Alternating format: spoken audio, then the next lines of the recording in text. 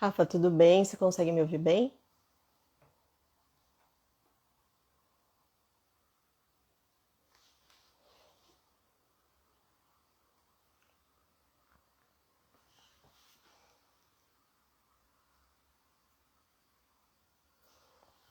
Eu só não sei como é que eu fixo. Dá pra ouvir? Ah, legal. Eu não sei como é que eu fixo o tema aqui. Se você quiser falar. Você achou que ficou bem? Aqui o som tá bom? O lugar também. Tá bom. Minha mãe, entendeu? A parte segura, tá.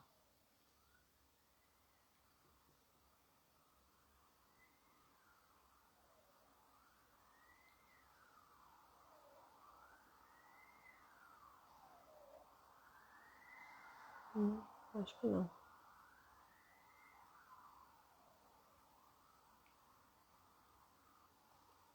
Depois de eu já ter publicado, que eu.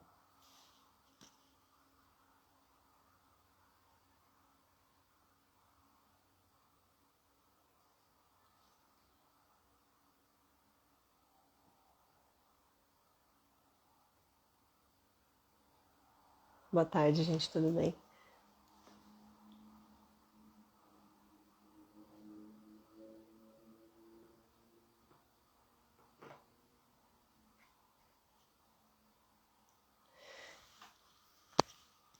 Pronto.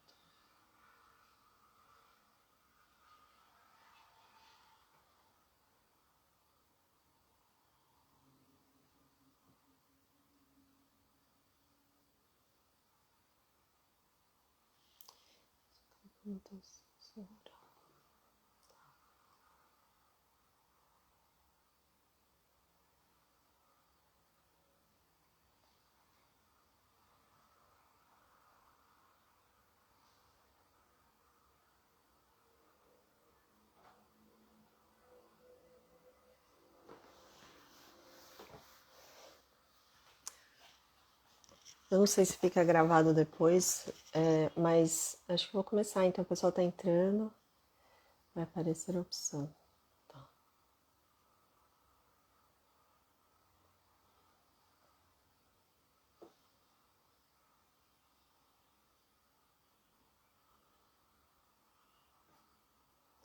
Não apareceu. Fica gravado, então tá joia. Então tá bom, acho que vou começar então.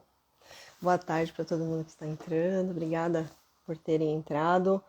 Acho que daqui a pouquinho eu me apresento e falo um pouquinho dessa proposta, mas antes eu queria fazer uma prece, tá bom? Então vamos fechando nossos olhos e pedindo a proteção da nossa mãe, Maria Santíssima, nessa tarde, pedindo para que a mãe de Jesus então nos acolha, nos oriente e esteja conosco e com todos os professores nesse dia, nessa data comemorativa. E assim nós dizemos: Ave Maria, vós sois cheia de graça, o Senhor é convosco. Bendita sois entre as mulheres e bendito é o fruto do vosso ventre, Jesus. Santa Maria, Mãe de Jesus, rogue por nós, agora e para sempre. Que assim seja, graças a Deus e graças a Jesus. Boa tarde, então, a todos que estão entrando. É com muita alegria que eu faço pela primeira vez, então, a participação aqui no Espírita Soul, né? Um canal que já é parte da minha vida, que eu estou sempre acompanhando, né? A trajetória aí do Rafa com o Espírita Soul. Isso é. O Rafa colocou de novo aqui para mim o tema, para ver se. Quando é um comentário de alguém, eu não estou sabendo só fixar. Tenta fixar isso. Ele falou para eu tentar fixar isso daqui, espera só um pouquinho. É porque eu nunca coloquei. Não consegui também, Rafa. Daí. Ah, não tem problema. Daí eu treino da próxima vez. Tá bom? É. Bom, então, desculpa, não consegui fixar o tema aqui, ser professor no Brasil, luz do Espiritismo. Bom, eu vou falar um curto espaço de tempo sobre esse tema bem importante para nós, que é a ideia do professor, tá bom? Então, para isso, eu pedi esse espaço, a Rafa gentilmente autorizou, aí achou interessante a proposta, e, na verdade, eu sou professora, não é? Muito depois de ser espírita, que eu sou espírita desde que eu nasci, né, que eu me lembre. Então, pensar em ser professor no Brasil, dentro do espiritismo, acho que é um caminho bem interessante para a gente conversar rapidinho, tá bom? Para isso, eu conto aí com esse tempo, né, de espiritismo, com o estudo que a gente acaba fazendo e com também a ideia de ser professora há 23 anos dentro de sala de aula. Essa é a minha trajetória, tá bom? Então, para isso, eu escolhi 3 frases que vão nortear essa conversa, tá bom? A primeira é pela educação, muito mais do que pela instrução, que vamos atingir um progresso moral. Então, o progresso moral, segundo Kardec, o autor dessa frase, né, o codificador da doutrina espírita, é pela educação, muito mais do que pela instrução que nós vamos atingir o progresso moral. E é bem bacana pensar nessa ideia do progresso moral desvinculado da instrução por si. Nós estamos vendo isso todos os dias, temos acesso a qualquer informação o tempo todo, então o Google está aí disponível, sites de busca, estamos o tempo todo em contato com informação, mas e o que eu faço com essa informação? Ela é sinônimo de educação? Sabemos que não. E a segunda frase é uma frase do Emmanuel, não é? Aquele que foi o mentor do Chico Xavier, aquele que trabalhou na divulgação do espiritismo no Brasil, e ele diz que a educação é, em resumo, em boa síntese, a luz que circula virtuosa do sentimento ao raciocínio, sustentando o equilíbrio entre o cérebro e o coração. Tá bom? Então, essa ideia de que o Emmanuel traz pra gente no resumo aí da educação, que ela é essa luz que conduz o equilíbrio do ser humano, tá? E aí eu trouxe uma outra frase, uma terceira e última, pra gente conversar um pouquinho, que é uma paráfrase, na verdade, uma frase modificada, que é o seguinte: o professor é, antes de tudo, no Brasil, um forte. Então, o professor é, antes de tudo, um forte. Essa é uma modificação aí de uma frase do autor Euclides da Cunha, foi aquele cara que escreveu, né, jornalista importante, que escreveu os Canudos, tá? Os sertões sobre os Canudos, né, sobre o conflito de Canudos, dizendo que o sertanejo era, antes de tudo, um forte. Isso quer dizer, apesar de todas as adversidades, de todas as questões difíceis, todos os problemas pelos quais passavam os sertanejos, eles eram fortes. E aí nós vamos falar um pouco sobre isso, pensando nos professores do Brasil, tá bom?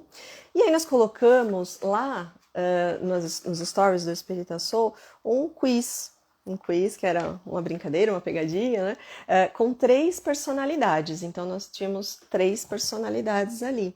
Uma era a citação, né? Então que nós colocamos Anália Franco, Herculano Pires e Eurípides Barçanufo, e nós perguntávamos quem eram educadores, quem eram professores desses 3, essas 3 personagens históricas aí do Espiritismo. E a resposta é a última alternativa, que são todos eles.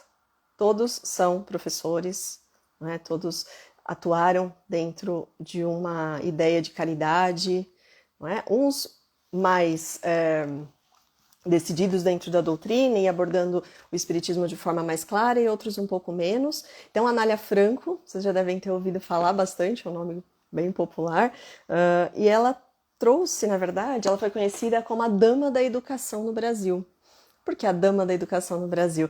Então, em 1902, olha só, no início do século passado, essa mulher teve a coragem, não é? A força do professor, a força de uma educadora que fundou o primeiro núcleo de educação para mulheres chamado Liceu. Então, Liceu feminino. Ela tinha uma questão voltada ao feminismo também, mas a ideia de romper, não é? Não, feminismo apenas no sentido mais teórico, mas a ideia de trabalhar com a aplicação desse empoderamento feminino. Isso já apareceu nesse trabalho maravilhoso da Anália Franco, que colocou aqui, então, no Brasil, uma série de projetos trabalhando com a mulher. Então, educação de qualidade para muitas mulheres, acolhia aquelas que eram mulheres perdidas, como se dizia na época, mulheres que estavam em situação de vulnerabilidade social, então eram acolhidas por esses projetos da Anélia Franco. Mas ela não, apesar de atuar nessa ideia da corrente do espiritismo, trazer nas suas obras uma caridade inexplicável, ela não se dizia, ela não assumia declaradamente, enfim, o espiritismo com tanta clareza, segundo os biógrafos, né? É algo um pouco mais implícito na biografia dela. O Herculano Pires, que é alguém mais atual, mais próximo da gente, que foi aquele que trabalhou bastante, não é, com a ideia da divulgação do espiritismo no Brasil. Então ele trabalhava com produção de livros, 81 livros publicados, né, em favor da doutrina. Então ele foi chamado aqui também pelos biógrafos do melhor metro, né, que mediu Kardec, aquele que conseguiu trazer exemplificações para a obra de Kardec. E por fim, e não menos importante, Eurípides Barçanufo. Inclusive tem a foto dele, a imagem, né, a gravura dele na divulgação dessa live. Ele foi um grande professor, ele é conhecido como o apóstolo do espiritismo no Brasil. E não é para menos, a história dele é incrível. Procurem depois o filme dele, está disponível lá no YouTube. Biografia incrível, porque, como grande parte dos brasileiros, né, como nós tivemos a colonização aí dos portugueses e a ideia do catolicismo estabelecendo a religião nacional, desde os primórdios, então, no começo lá da nossa colonização, nós tivemos essa ideia, então, de que, como disse lá o Gilberto Freire, que é um sociólogo importante, ele coloca que o catolicismo é o nosso cimento social, a base da nossa sociedade, não é?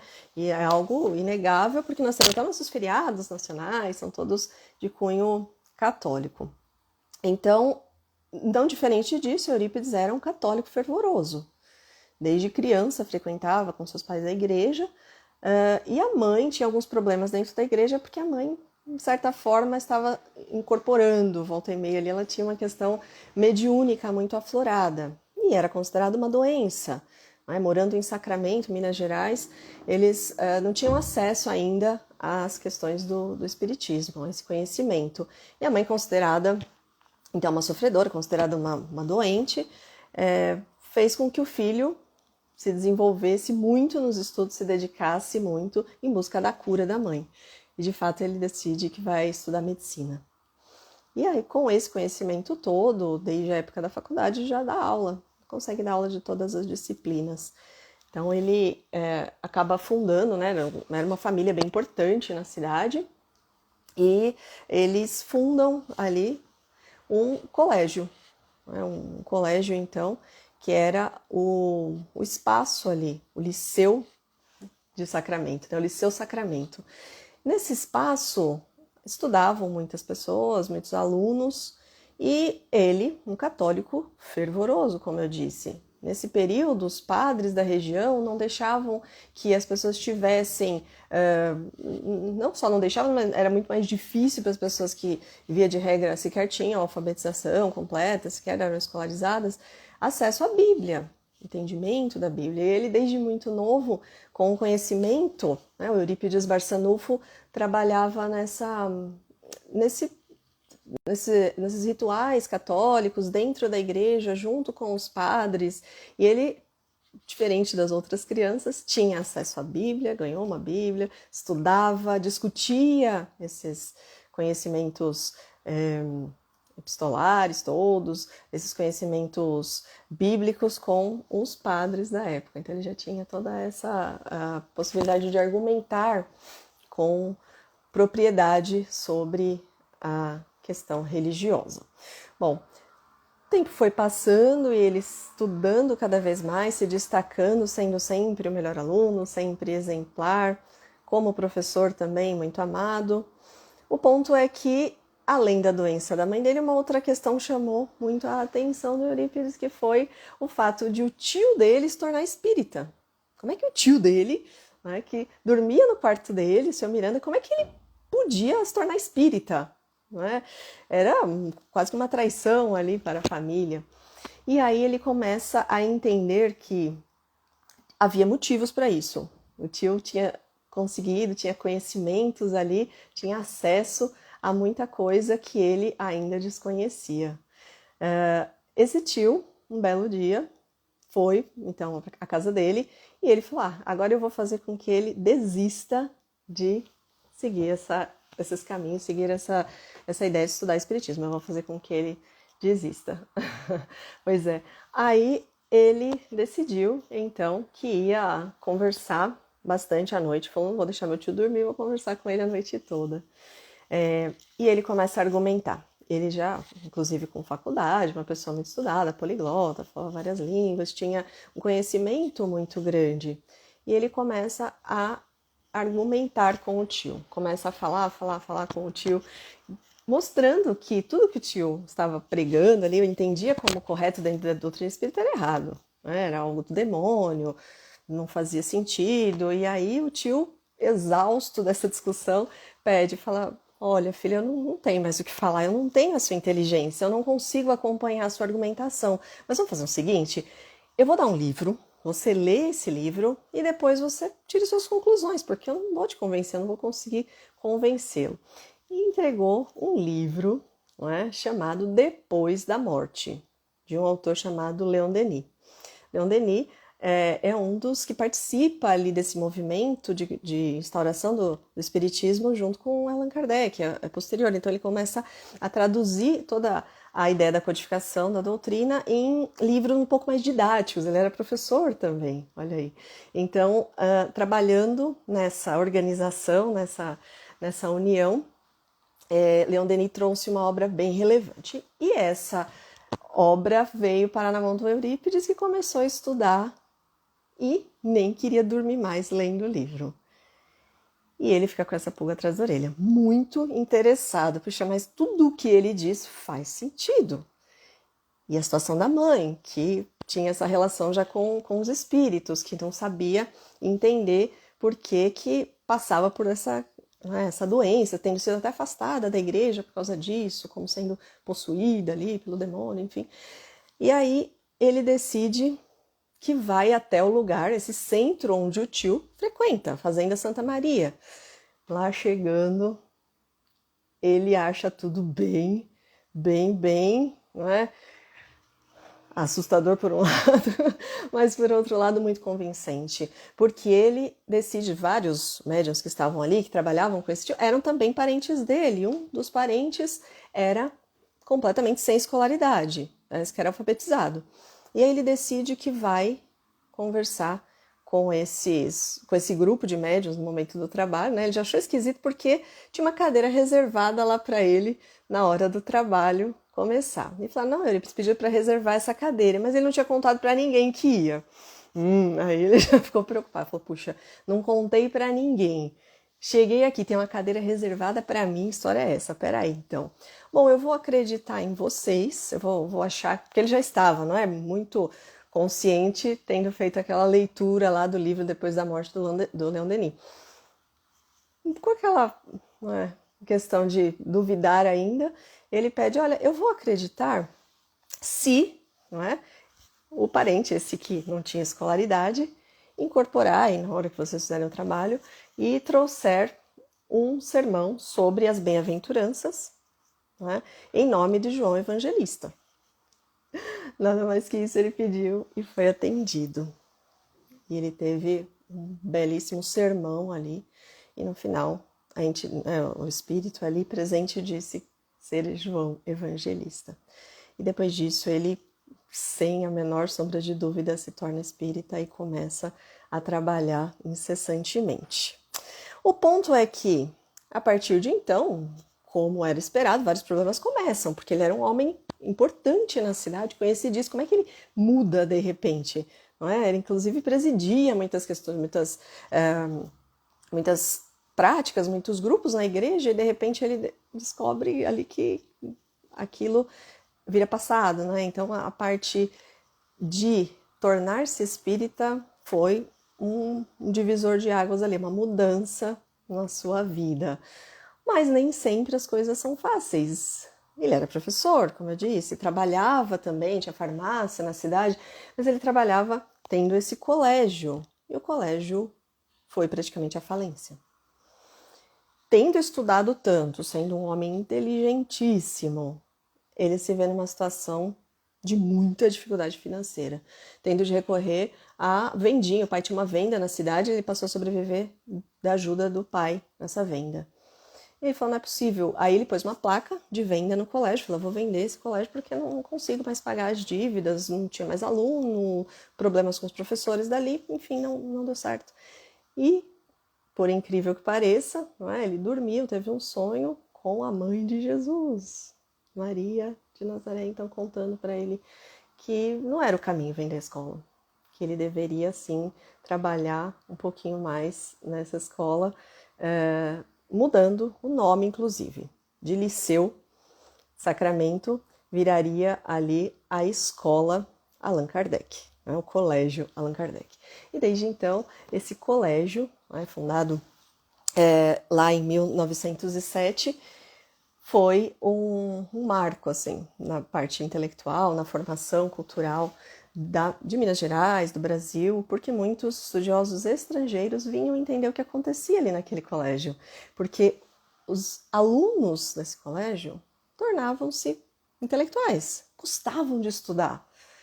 Interessante é que ele usava um método, era um método de Pestalozzi, né, que trabalhava ali, que tinha conexão lá com Allan Kardec, depois a gente fala mais sobre isso, mas em outra live. Mas Pestalozzi trazia um método que eliminava a palmatória. Alguém já ouviu falar da palmatória? Pedi pro meu avô fazer uma, ele lembra como é, eu tenho um protótipo dessa palmatória. Era uma pecinha de madeira, então os professores usavam para castigar os alunos, então a educação era basicamente a base do castigo. Então, os professores podiam bater mesmo, os alunos castigar fisicamente, carregavam no bolso grãos de milho para esses alunos ajoelharem. Era uma situação, assim, um método bastante tradicional, no sentido um pouco mais atrasado do termo. Então, entendemos aí essa ideia de que pensar numa nova educação fazia com que esse colégio se tornasse uma referência no Brasil. Então ele eliminou o castigo, eliminou também os exames escolares. Os meninos não faziam mais provas, né? Uma série de métodos muito mais focados na ideia de construir o conhecimento, de fazer com que as pessoas tivessem acesso a uma educação mais significativa, fez com que esse colégio se tornasse uma referência. Bom, então ele durou, esse colégio, de 1907, quando foi fundado, até 1918, com a gripe espanhola. Eles tiveram de fechar, enfim. Tá bom? Mas, vejam só, ele passou aí, né, falei alguns pontos da biografia dele, que é riquíssima, que é interessantíssima. Pesquisem, por favor, sobre isso, sobre Eurípides Barçanufo, é uma figura incrível. Ele conquistou, quando assumiu o espiritismo, ele desenvolveu muito rapidamente quase todas as mediunidades. Ele psicografava, ele incorporava, ele se desdobrava. Acho que o mais interessante da biografia talvez seja esse fato de ele se desdobrar. Ele dando aula, olha só, quem é professor vai concordar comigo que isso não é muito possível, mas olha só. Ele dando aula, fechava um pouco ali os olhos e se desdobrava para um outro lugar. Era porque algum espírito, então, ele trabalhava na parte da medicina, sendo homeopata, trabalhava junto com Bezerra de Menezes, nada mais, nada menos. Eles trabalhavam juntos. Bezerra, então, vinha e dizia assim, olha, Eurípides, né, temos um parto a fazer. Um parto difícil ali na cidade. Aí ele simplesmente, minutinho para os alunos, e se desdobrava e ia fazer o parto, né, desdobrado espiritualmente, as pessoas o viam lá, fazia o parto, ajudava em tudo, voltava, olha que interessante, continuava a aula. Falei que quem é professor vai estranhar, porque aos fechar o olho, os alunos não dão conta mais da sala, não sei se vocês já viram algo parecido, mas os alunos deviam ser bonzinhos, né, para ele poder se desdobrar nesse período de tempo, fazer um parto. E aconteceram muitas e muitas histórias super legais, depois vocês pesquisem. Uma delas, por exemplo, o marido chega batendo lá na porta da escola, pelo amor de Deus, senhor Eurípides, vamos lá, doutor, porque precisa ajudar minha esposa, ela vai morrer, o bebê não nasce. E ele fala assim, não, eu já fui. Eu falei, mas não é possível, só tem um caminho até minha casa e eu vim por ele a cavalo super rápido, impossível, não faz sentido, eu não quero, não é hora de brincar, vamos lá. E o Eurípides, muito educado, foi com ele. Quando chegou lá, essa mãe estava com um bebezinho no colo e fala para ele, mas seu Eurípides, professor, não precisava voltar, não precisaria voltar, tá tudo bem, eu estou bem. E aí o marido, voltar? Veja, então, esse desdobramento aconteceu inúmeras vezes, foram muitos casos, né?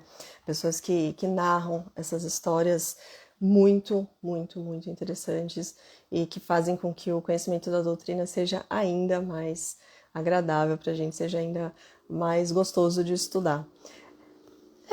Um período que o Eurípides passou, que nós vimos, de dificuldade financeira, dificuldade provavelmente nesse momento também emocional, né? Os biógrafos não tratam especificamente sobre isso, mas imaginamos que uma pessoa pública que de repente muda sua religião publicamente começa a ter uma série de questões. Interessante que, olha só, tendo toda essa missão e sendo esse espírito de luz, ele passou por esse momento de dificuldade. E aí, é fácil ser professor no Brasil hoje? Se vocês quiserem escrever, comentar, por favor, tá bom? É fácil. Alguém pode dizer se é tranquilo? Temos uma série de dificuldades. É um tema bem... Né? Até conversei antes um pouquinho com o Rafa se seria legal falar sobre isso, porque hoje nós vivemos um momento bem delicado na educação no Brasil. A educação, principalmente no Brasil, tem problemas estruturais, nós sabemos disso, mas, principalmente após a pandemia, esses problemas se intensificaram. A Fá coloca que é um desafio, é muito desafiador, para dizer o mínimo é desafiador. 72% dos professores, esse é um dado bem assustador, 72% dos professores sofrem ou já sofreram de questões emocionais graves, psicológicas, tendo de recorrer a tratamento, a remédio. Então, o professor no Brasil é sem dúvida um forte para conviver com o que o Augusto Cury chama de síndrome do pensamento acelerado. Alguém sofre disso? Além de mim? Eu acho que todos nós que estamos com o celular, que estamos em contato com a informação o tempo todo, temos essa ideia de um pensamento acelerado. Às vezes fazendo muitas coisas ao mesmo tempo. Eu vejo TV, eu respondo no WhatsApp, eu falo com uma criança, eu faço 1000 coisas ao mesmo tempo. Então essa síndrome que depois nos tira o sono, que depois faz com que nós tenhamos, né, uma série de problemas. Conviver com crianças que já nasceram desse jeito, que têm essa instrução o tempo todo, né, são instruídas, têm informação o tempo todo, mas nem sempre a instrução junto com a educação, junto com a seleção dessas informações. Conviver com essas crianças é, como eu disse, no mínimo desafiador, com essas crianças, com esses jovens, com esses adultos. Então, em todos os segmentos aí de ensino, nós temos desafios muito grandes. Essa porcentagem imensa de professores nos assusta ainda mais quando nós entendemos a gravidade dessas doenças. E aí nós estamos no mês de outubro, né, outubro rosa, do cuidado da mulher, mas depois nós entramos no novembro amarelo, que é aquela ideia do combate ao suicídio. E nesta semana, né, é por isso que nós decidimos colocar essa pauta também, falar um pouquinho disso, nessa semana, com muita tristeza, nós recebemos o boletim, né, do Sindicato dos Professores aqui de São Paulo, e houve 2 casos de suicídio entre professores nesta semana, na semana do professor. E se suicidaram certamente porque estavam com questões emocionais, obviamente, que os encaminharam a essa ação. Muitos são os problemas, tá? Então, se você é professor, né, está nos assistindo, conhece alguém, passa por isso, às vezes pensamos que somos os únicos. Puxa, eu sou o único que está passando por isso. Eu sou fraco. Não, né? Não. Então, é de fato um problema aí, é uma realmente patologia institucional, né? É um mal das redes, não só a rede pública, as redes privada, pública, enfim, todas as redes de educação aí do Brasil convivem com essa realidade. E aí nós temos os problemas. Quais são os problemas? São vários. Eu vou citar aqui, não é para a gente desanimar e nem ficar pessimista nem nada disso, mas é para entender que são muitos percalços, são muitos problemas pelos quais nós acabamos passando. Então nós temos aí, olha só, como eu disse, patologia institucional com um problema enorme de metodologia ainda temos uma metodologia que não atende às demandas dos alunos, não temos mais palmatória declarada, mas muitas vezes as coisas caminham um pouco por esse lado de castigo e recompensa, não é? Então, falhas na organização do trabalho, sobrecarga. Quem é professor sabe o que é sobrecarga. É quase que um sinônimo, não é? Em comparação com países desenvolvidos, isso não é...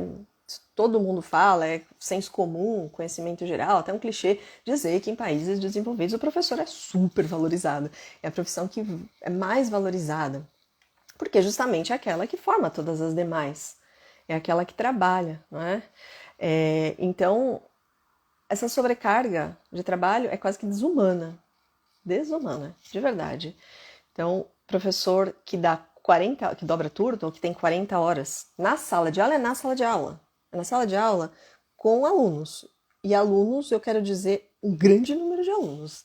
Então, em geral, eu acho que é 43, se eu não me engano, o limite das salas tem 43 alunos. Então, com um professor. Felizes aqueles que têm auxiliar, felizes aqueles que têm uma sala menor.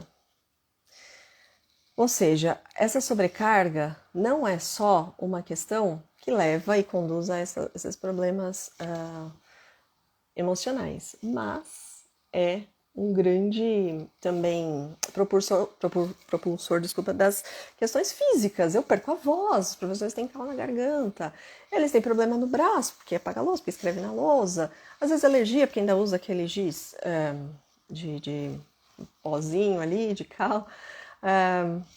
Uma série de questões que, problema de audição, porque os alunos gritam e tem barulho o tempo todo. E é assustador o número de professores que já sofreu agressão física dentro de sala de aula. Agressão física. Isso sem contar a emocional, que é às vezes o descaso do aluno, um palavrão, uma coisa que, puxa, te deixa chateado, né? Te tira do eixo, te deixa para baixo e faz com que você questione a escolha profissional. Bom, aí o Rafa pergunta que essa questão de saúde mental está cada vez mais séria. Nem imagino como seja a rotina desgastante de um professor que precisa trabalhar muito além da sala de aula. Exato, então essas 40 horas dentro da sala de aula com esses alunos, e a gente ganha na hora aula, professor que é aulista ganha na hora aula um valor a mais, que é uma hora atividade. Então fica a hora cheia, a hora vazia. A hora cheia tem esse valor da hora atividade, que é justamente para você preparar a aula, para você corrigir prova, preparar prova, atividade. E aí, para uma hora de aula, normalmente 50 minutos, você consegue usar uma hora? O ideal, então, né, as teorias dizem que para você preparar uma hora de aula, você precisaria de no mínimo 2 horas de preparação. Fora toda a burocracia escolar, né? Burocracias mesmo, festas, coisas que vão criando ali, projetos que vão brotando o tempo todo na vida do professor. O Rafa pergunta como diminuir essa sobrecarga em um mundo que se cobra cada vez mais os professores. Justamente, é algo que é de fato desumano, não dá para conciliar, não dá para ter vida, sabe? Não dá para ter vida e ter uma sobrecarga de trabalho como grande parte dos professores precisa ter justamente por causa do salário. Não é? Então, para eu ter um salário que seja possível de pagar contas, eu preciso ter uma carga exaustiva de trabalho semanal. Bom, eu estou falando isso professor na sala de aula, óbvio. Aí o Edu Lima comenta que para diminuir a sobrecarga é preciso valorizar mais o professor, não só com salários muito melhores, mas também melhores condições de trabalho, sem dúvida, Edu, é algo que faz toda a diferença. Então, os países, né, muito mais desenvolvidos é um ciclo. O professor é valorizar justamente porque são desenvolvidos e o país vai ser cada vez mais desenvolvido porque os professores têm essa possibilidade de continuar estudando. Que hora estuda um professor que tem uma carga exaustiva de trabalho como essa? E é cobrado, né? É cobrado por isso. E aí, como não existe essa, vamos dizer, recompensa, nem uma valorização financeira, nem uma valorização emocional, um elogio, um carinho, uma recompensa, muitas vezes o professor tem de buscar na vida pessoal. E nem sempre a vida pessoal é um mar de rosas também. E aí? E aí entra nesse ciclo, não é? Desse monte de doenças, tá? Então, eu citei algumas questões aqui. Excessiva burocracia. As escolas têm muita burocracia, é uma coisa de louco. Comunicação ineficiente, excessiva, carência de recursos, professor que às vezes leva de casa, tem que comprar o próprio jaleco, comprar giz, isso é uma realidade. Às vezes comprar caderno para o aluno, material para o aluno. Poxa, quem nunca passou por uma situação dessa de trabalhar, o menino não tem nem uniforme, mas peraí, eu dou um jeito, pega de alguém, faz vaquinha, não sei o que, puxa, como é? Esse ambiente hostil e insalubre, às vezes a sala é abafada, que o professor sabe bem, às vezes depois do almoço, depois do intervalo, os meninos voltam correndo, aquela loucura, entra tudo fechado, aquele calor. A pandemia fez com que os professores ficassem ainda mais doentes, né? Essa questão da doença mental piorou muito justamente por isso. Como é que você fica numa sala de aula com 43 pessoas, mesmo que de máscara? Podia ser dentro de uma roupa de astronauta. Ainda assim, eles são crianças, eles te pegam, te abraçam, te beijam, te puxam. É algo que necessariamente você tem esse contato humano, né? Então, esperou-se que o professor nesse período trabalhasse como máquina, né? Essa memória entupida do professor, tarefas às vezes isoladas, a gente às vezes não tem um grupo de trabalho. Com isso, aí vieram todas essas questões, né? Então, as síndromes diversas, depressão, tá? As lesões, enfim, tudo isso que a gente cita, tá bom? Quis falar um pouquinho disso justamente para a gente entender que não dá para eu trazer para vocês, acho que um canal como esse do Espiritação que trabalha com atualidade, com a aplicação do Espiritismo, não dá para eu desvincular do que é real e trazer, adoraria trazer, como muitos textos que nós lemos, a beleza de ser professor, porque é muito bonito, porque é muito bacana você encontrar um ex-aluno. Eu falei que faz 23 anos que eu dou aula, faz 23 anos e eu encontro alunos, puxa, adultos, casados, adultos que deram certo, são felizes, deram certo, sim, são felizes, eles curtem o que fazem, sabe? Eles se realizaram, muitos são professores, muitos alunos meus são professores hoje e gostam e lembram de mim. Isso acho que não existe nada mais que encha o coração de alguém, até emociona. Mas falar só sobre essa beleza, eu acho que não seria esvaziado de sentido, né? Vamos falar, nossa, que sonhadora, que lindo, né? Onde é que mundo você mora? Onde é que você... Né? A ideia, então, é justamente essa. E aí, o Rafa pergunta como o Espiritismo ajuda para o controle desse desgaste. Ajuda muito. Na verdade, essa nossa compensação aí espiritual, né? A Juliana Pessoa diz que acho que muito dessa sobrecarga dos professores é reflexo da educação dentro de casa, porque os pais hoje em dia não impõem limites em seus filhos e acham que é responsabilidade da escola. Sim, sim, justamente nós temos aí um esvaziamento, às vezes, dessa educação e uma busca, né, para que um profissional terceirize, né, terceirizar a educação do filho. Eu vou lá, eu deixo lá meu filho, é o professor que se vire, que eduque, justamente. Bom, e aí pensando, olha só que bacana nós entendermos, né, que o Espiritismo nos auxilia a entender que, sim, é possível conviver com a profissão que eu escolhi, sendo essa a profissão de ser professor no Brasil. Sendo professora, é possível ser feliz? É possível? Com todas essas questões que nós dissemos? E aí? Uma doutrina que traz o conhecimento que traz o Espiritismo trabalha justamente nesse sentido, tá? Então, pensando nessa data, 15 de, não sei se alguém já pesquisou sobre 15 de outubro, era, desde sempre, em Portugal, assim, né, dentro da ideia católica, a data, o dia, considerado o dia da educadora, Santa Teresa de Ávila. Então, Santa Teresa de Ávila foi uma educadora muito importante, né, canonizada, inclusive, dentro dessa ideia. E nesse dia, justamente, em 1827, foi assinada, então, a primeira ideia de educação no Brasil, educação oficial, educação laica. Até, nós tivemos, então, no período colonial, tivemos os jesuítas, depois expulsos por Pombal. Houve, depois de Pombal, uma educação laica, uma tentativa de trabalhar com aulas, mas eram aulas isoladas. Aulas de português, aulas de matemática, para quem podia pagar, para aquelas pessoas que tinham acesso à instrução. E aí, criando a educação básica no Brasil, nesse dia 15 de outubro de 1827, Dom Pedro I assinou esse decreto com a possibilidade de nós termos, enfim, uma educação com acesso, né, oferecendo acesso a toda a população. Bom, 195 anos depois, cá estamos falando sobre esse dia do professor.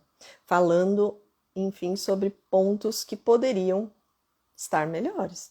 Pontos que poderiam justamente ter, não é, dentro de uma concepção mais voltada a essa ideia de moralidade, de desenvolvimento da educação na plenitude do ser, teríamos condições melhores de trabalho para o professor e para todos os profissionais da sociedade, óbvio, né? Até porque, pensando na profissão do professor, temos outras pessoas que trabalham na educação e que também passam por condições bastante desafiadoras. Então, as pessoas que trabalham, por exemplo, corredor, né, os inspetores de alunos, todos esses merecem nosso reconhecimento nesse dia do professor. O professor às vezes ganha presente nesse dia e essas pessoas, não é, o porteiro da escola, os seguranças, a diretora, a coordenadora, não é? Todas essas pessoas que fazem parte ali da educação merecem o nosso reconhecimento. É bem interessante quando a diretora diz: eu estou diretora, porque eu sou professora. Isso é muito bonito entender que saber o que você é, né? Saber da sua formação, saber do seu papel, você está em sala de aula também, junto com esses profissionais, faz com que não exista esse distanciamento.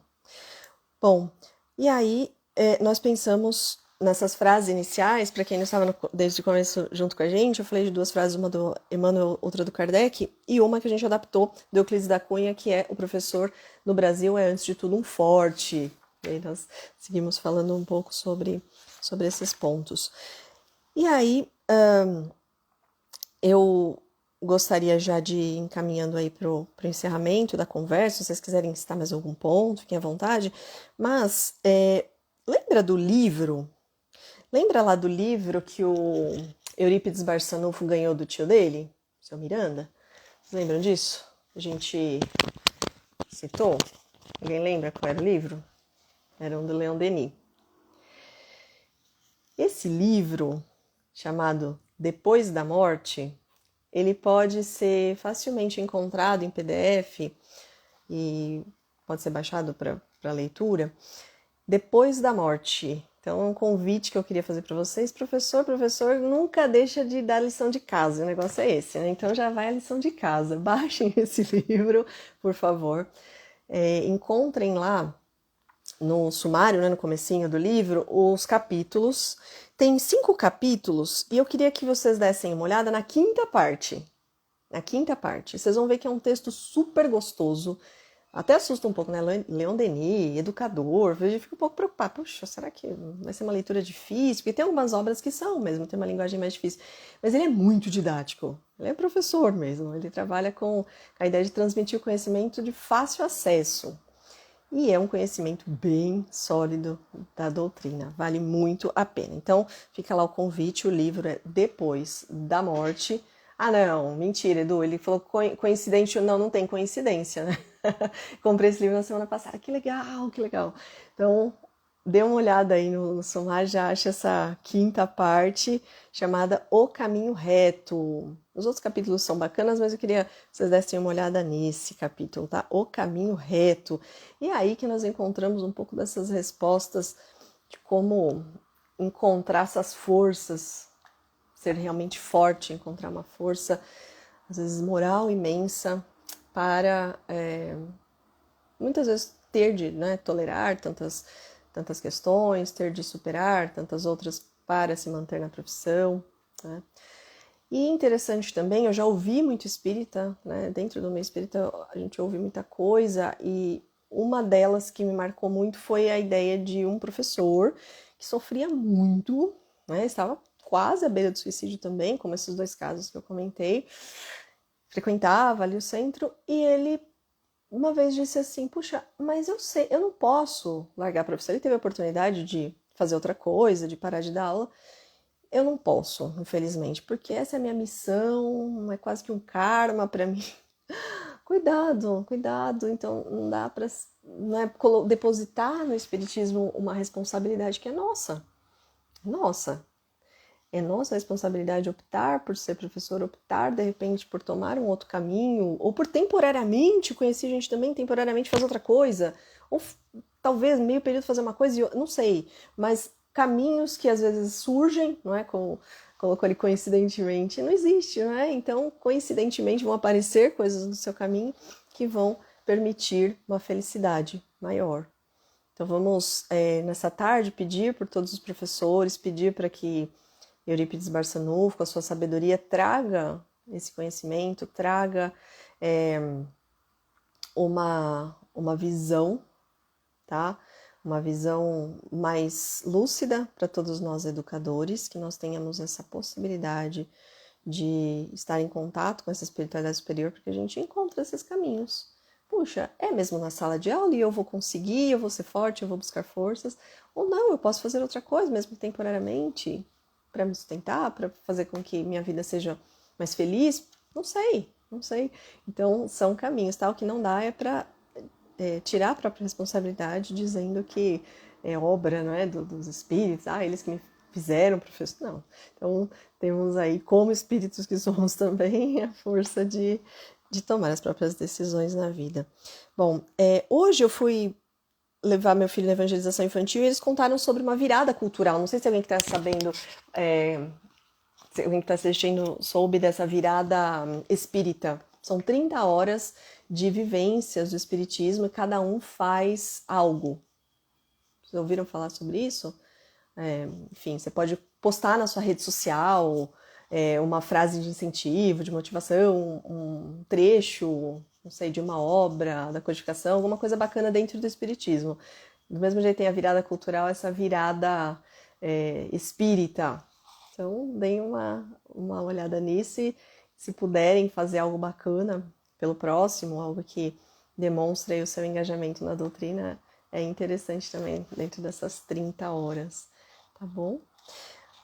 Então, para encerrarmos, eu trouxe duas frases que justamente eu tirei desse quinto capítulo da obra Depois da Morte do Leon Denis, tá bom? Então, uma diz assim, ó, o Espiritismo dá-nos a chave do Evangelho e explica seu sentido oculto. Ainda mais, traz-nos a moral superior, a moral definitiva, cuja grandeza e beleza revelam sua origem sobre-humana. Então, lembrar que acima de nós há alguma coisa, não é? Há algo que nos move.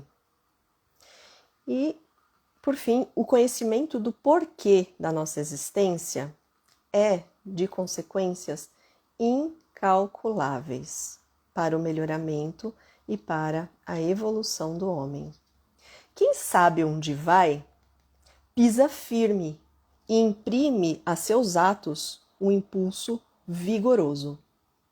Eu vou repetir. Quem sabe onde vai, pisa firme e imprime a seus atos um impulso vigoroso.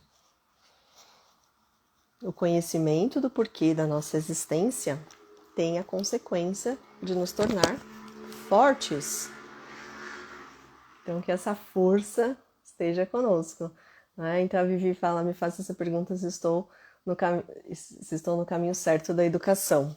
Pois é, então a educação com tantos caminhos possíveis é algo deslumbrante mesmo. Eu converso com estudantes de pedagogia, elas ficam assim deslumbradas. Sim, é algo que nos faz com que fiquemos assim apaixonados o tempo todo, que é muito bacana, é muito produtivo, assim, você consegue produzir muito, consegue atuar em várias áreas, atuar de uma maneira muito decisiva na vida dos alunos também.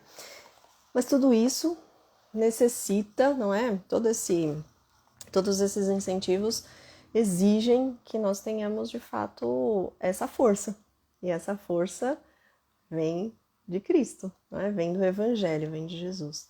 Então não dá para desvincular, não dá para desvincular esse conhecimento esvaziado de significado, esvaziado de religião. Então é para isso que nós trouxemos nessa tarde essa breve reflexão. Não foi tão breve assim, né? Tá bom? Então, convido, lógico, a estudarem Leon Denis, e aí, de repente, a gente se encontra novamente aqui, tá bom? Então, vamos mais uma vez fazer uma prece de encerramento, agradecendo a espiritualidade, cerrando os nossos olhos, agradecendo por esse momento de conversa, por essa troca de experiências e pedindo a nossa Mãe Maria Santíssima, que do mesmo jeito que ela foi lá, não é, durante o sono do Eurípides Barçanufo e conversou com ele, que ela nos oriente, que ela envie suas educadoras para o nosso convívio, seus trabalhadores incansáveis do bem, que eles estejam conosco nesse caminho da educação, com cada professor do Brasil, sobretudo esses 72% que estão em situação de problemas emocionais, de dificuldades reais, psicológicas, físicas, que eles encontrem em Jesus esse apoio que, de fato, só Ele consegue nos dar. E assim nós dizemos então a nossa Mãe, Ave Maria, vai ser cheia de graça, o Senhor é convosco, bendita sois entre as mulheres e bendito é o fruto do vosso ventre, Jesus. Santa Maria, Mãe de Jesus, rogue por nós agora e para sempre. Que assim seja, graças a Deus e graças a Jesus. Muito obrigada a todos pelo carinho, pela paciência, pela presença, por terem assistido um pedacinho, conseguido acompanhar, tá bom? Um beijo, obrigada, Rafa, pela oportunidade aqui no canal e um excelente Dia dos Professores para todos. Que assim seja, muito obrigada, um beijo. Beijo, gente, obrigada. Tchau, tchau.